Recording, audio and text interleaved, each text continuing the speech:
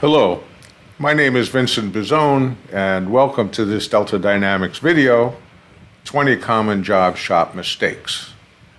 I've been working with job shops for the past 30 years as a consultant and as a researcher and as an educator, and so I've had a chance to observe these types of businesses and see some things that they are doing that frankly don't make sense. So I've got a list of 20 things I want to go through with you. And if you recognize your shop as we go along, that might give you pause to reflect on what you're doing and why, and maybe you should revisit that. Okay, first thing on my list is the quoting every RFQ that comes through the door. There's a tendency when you get an RFQ to just quote it and not really evaluate whether or not you should quote it. So that's a question that you should be asking, which is, can we make money from this? Can we do it without, within the cost, within the estimate? Do we have the equipment to make it? Can we make the lead time? Those are questions that you need to ask before you quote, so you don't quote every RFQ that comes in the door, because it doesn't make any sense. And some of the ones that you can't do, you might win. Oh, now you're really in trouble. So that's a practice that you need to revisit. And you can take a look at this. Here's an RFQ tracking database that shows the disposition of RFQs when they come in the door. You can see in this shop that they don't quote about over a quarter of them, and then you can see all of the reasons why. So that's something to pay attention to. Now, the next thing is pricing work with no margin.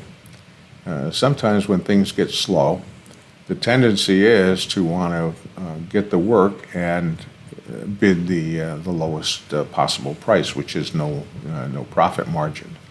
So the rationale is, well, at least it pays the light bill, meaning we'll get the overhead portion of this.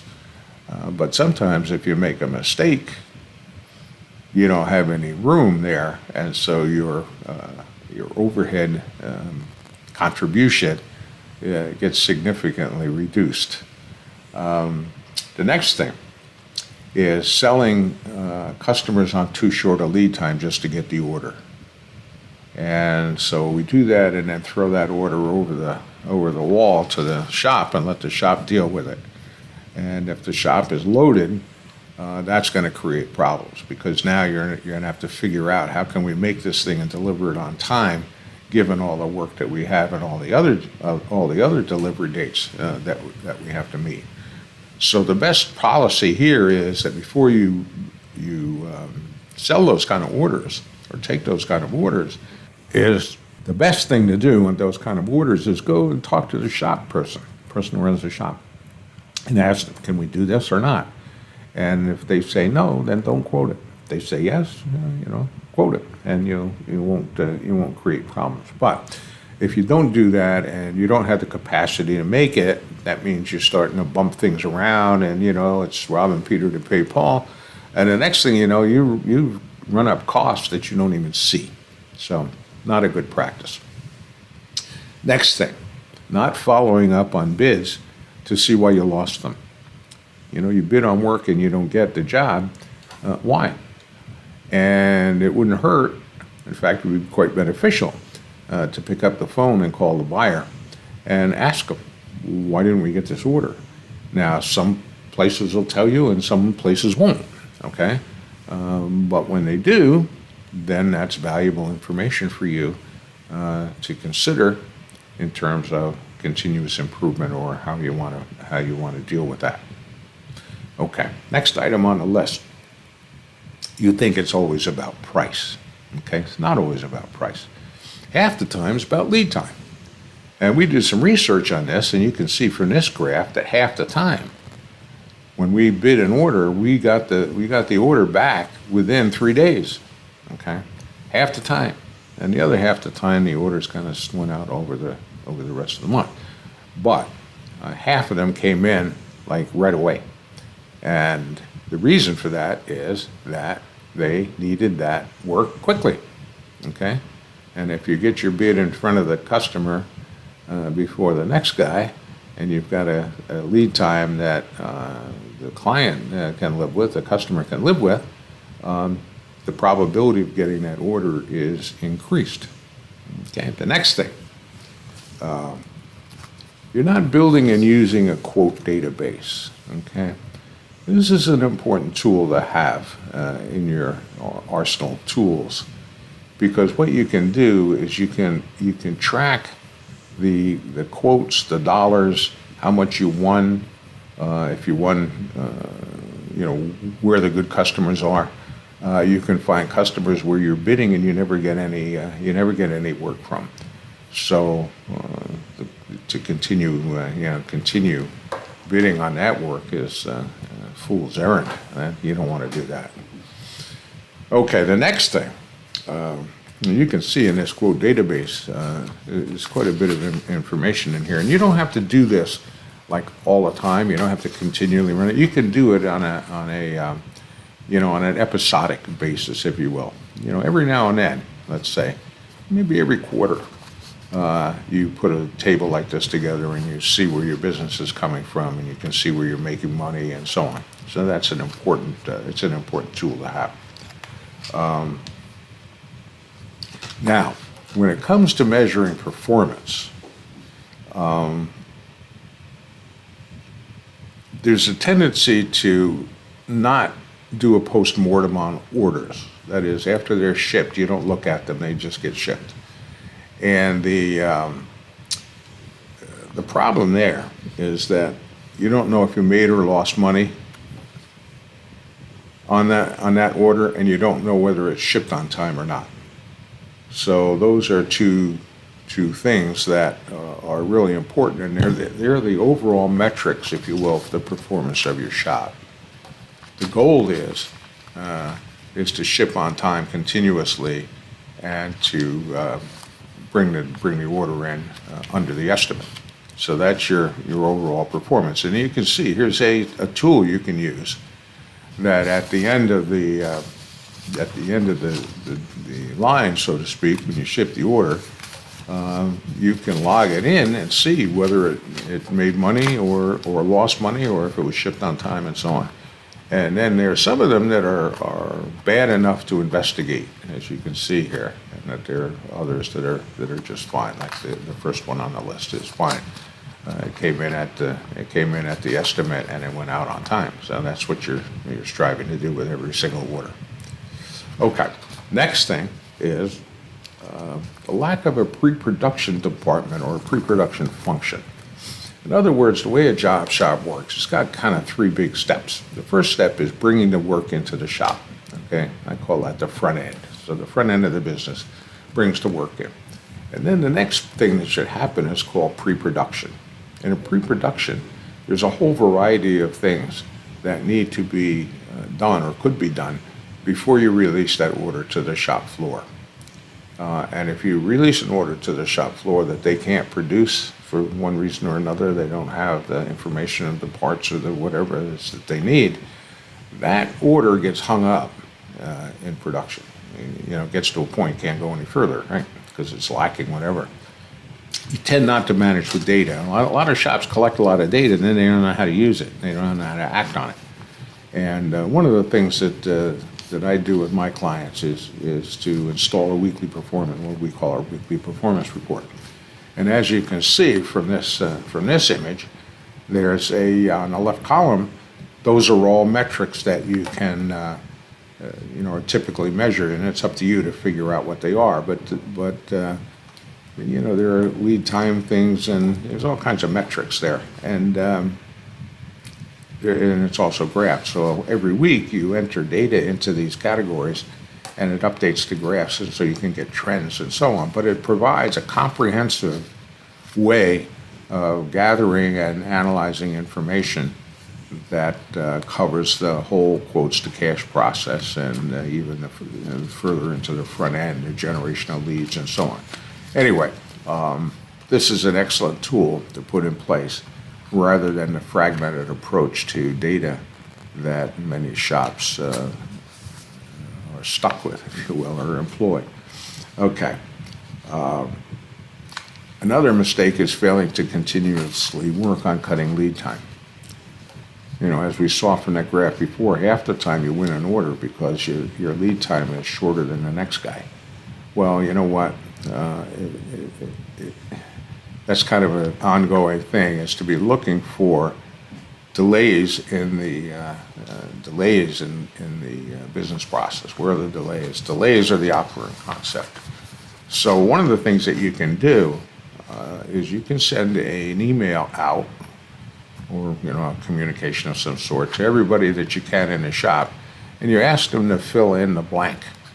And the sentence is, why does it take so long to, and then blank, fill in the blank. And when they do that, send it back to you, you've got an excellent menu, if you will, of places to go to begin to recognize the delays in the process and either eliminate them or reduce them. You can't always eliminate them, but you can reduce them quite frequently. And if you do that, you'll shorten your lead time. It's simple as that. Okay, next thing on our list is think that that all of the business of the shop is on the floor, and there's a lot of concentration on the floor, and is with a neglect of other parts of the process, which are so to not be myopic when you're looking at the shop. I remember the first article that I wrote way back when, and it was it dealt with if you got to expand your perspective to the whole business if you want to cut lead time. It's not just on the floor. So that's the thing to do there, is to take the whole process into account and look for delays and eliminate or reduce the delays, and you'll shorten your lead time. Next item on the list, releasing orders to the floor that can't be completed.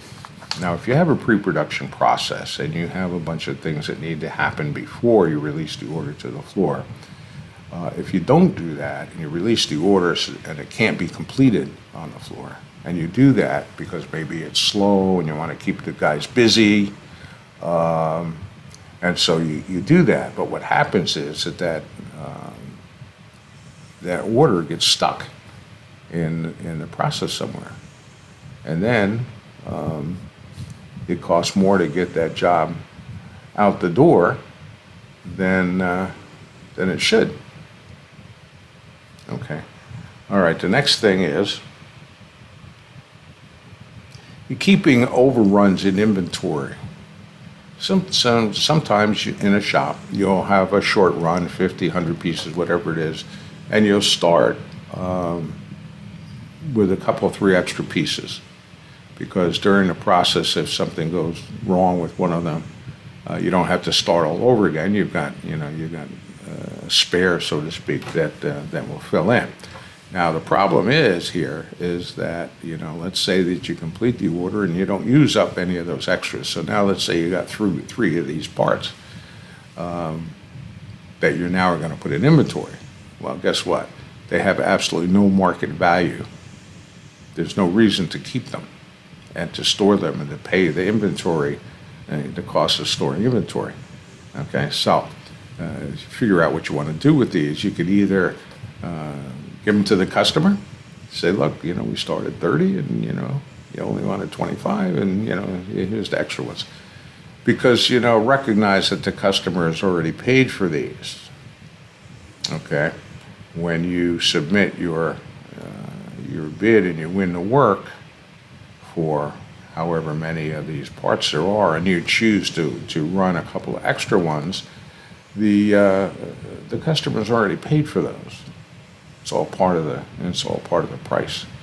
So it would make sense to figure out how to use those to maybe improve customer relations, or make your shop stand out from the crowd or whatever. But to store them doesn't make any sense. You have to find better use for them. Okay, next thing on the list, underestimating the cost of rework. Now, a lot of shops think that the cost of rework is just the labor hours involved, okay? And that's not true. There are additional costs that are involved. And you can see from this slide, I call it the, the great Satan of waste, because it's rework's most expensive waste you're going to have in a shop. And you can see here, first you pay to make it wrong. Then you pay to undo what's made wrong. Then you pay to redo what was undone. And all the time you're undoing and redoing, you could have been making saleable product, okay? There may be scrap involved, you may not be able to reclaim the materials. And you'll have sort of other delays that come into the process as people come around and they're curious. They want to know what this rework is, right? And it's almost like, when you see an accident on the highway and you slow down to look over to see what you can see. It's almost a phenomenon like that. So your other work in the shop will slow down as well. So you can see that rework is a lot more expensive than just the labor hours involved. Okay, next thing. Okay, you think that problems are solved by elimination. If you have a problem and you're now going to solve it, in our culture, we think that a solved problem is one that no longer exists, okay? And that is, it's eliminated. That's how we solve problems. But there are certain types of problems that you can't eliminate. You're not going to solve by elimination. And rework is one of those, for example. You're always going to have rework, just by the nature. It comes with the territory in a job shop. I mean, you're making new things all the time, and there's all kinds of opportunities for error. So the idea that you're going to solve it by elimination is not going to work. And if you try that strategy, you're going to be disappointed, because it's going to fail. So what you have to do with these types of problems, there's some that can be solved by elimination, some that can't. You make that decision up front.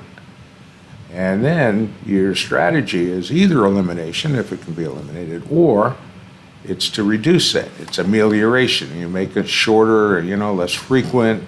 When it does happen, you catch it sooner, so it's cheaper.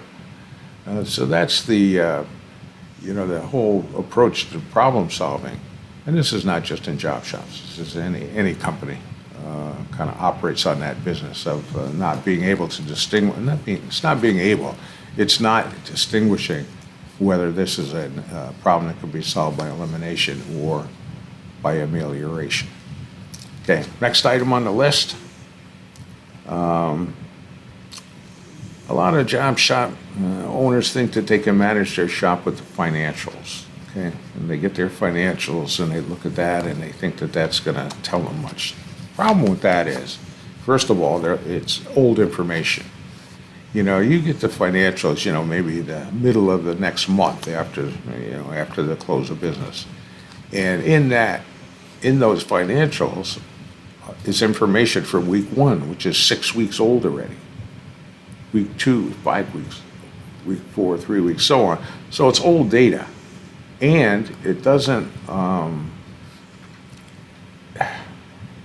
focus on what drives those numbers. Those numbers are reflections of the performance in the shop as a whole. And that's why we have that weekly performance report, because that gives you data on the operational level of what's going on in the shop. And that's where you need to focus. The financials are merely a reflection of that performance. So, controlling the floor and the business overall process is what's going to make those numbers change on the financials. Okay, next thing. I think the schedule should control the floor. There's this idea that we have a schedule. If everybody followed the schedule, things would be fine around here. The problem is that job shop floors are dynamic, and they're not amenable, if you will, to a schedule that has, it starts at this time and stops at this time and so on. There's too many things that can interfere with that, and pretty soon, the schedule is worthless, A lot of time, a lot of shops, it's worthless as soon as it's produced because things have been changed in the meantime. And there's better ways to schedule a shop rather than like a factory. It's not going to operate according to a factory schedule. Okay. So you need to have, one of the things that you can do actually is that you can schedule the people to the machines rather than the machines. So if I have Joe and he's going to work for, let's say, half a day on this machine, and then we think he's going to have that work done in that amount of time, and then in the afternoon we move him to another place, another machine. That's probably a more common sense way of putting a schedule together than scheduling the work centers. Okay, next thing on the list. I think you can control the whole by controlling the parts, and that doesn't work, okay? In generally speaking, it's good theory, but putting it into practice is a whole other thing. And you'll see other places on this website and that I've written about the paradigm shift in job shops, and that there's a reason to reconceptualize, if you will, your shop and reorganize it along the lines of the video you'll find on here, which is free, and it's called Revealing and Solving the Invisible Problem That Plagues All Job Shops. And the basic idea of it is that the factory structure, I call the factory structure, which is a functional organization that you use, was borrowed, if you will, from mass production manufacturing and doesn't fit a job shop. A job shop doesn't work like a mass production business, even though they might both be called manufacturing. A job shop is essentially a service business. You're making something for a customer to their order. That's a service. Manufacturing is you're making the same thing over and over again and putting it in inventory and selling out of inventory. Not how a job shop works. So I would encourage you to look at that video and then give some thought to reorganizing your shop along the lines that are suggested in that video. It's also on our website. So those are the 20 things that I see or have seen in job shops that I think are errors, that they're mistakes that are made. And, if as we've gone through this list, you recognize something that applies to your shop, or you see that happening in your shop, then it's time to take a look at that and revisit it, if you will, and see if there's not a solution that you can use. Okay. So that's it for me for now, and thank you for watching, and hope you benefited from this.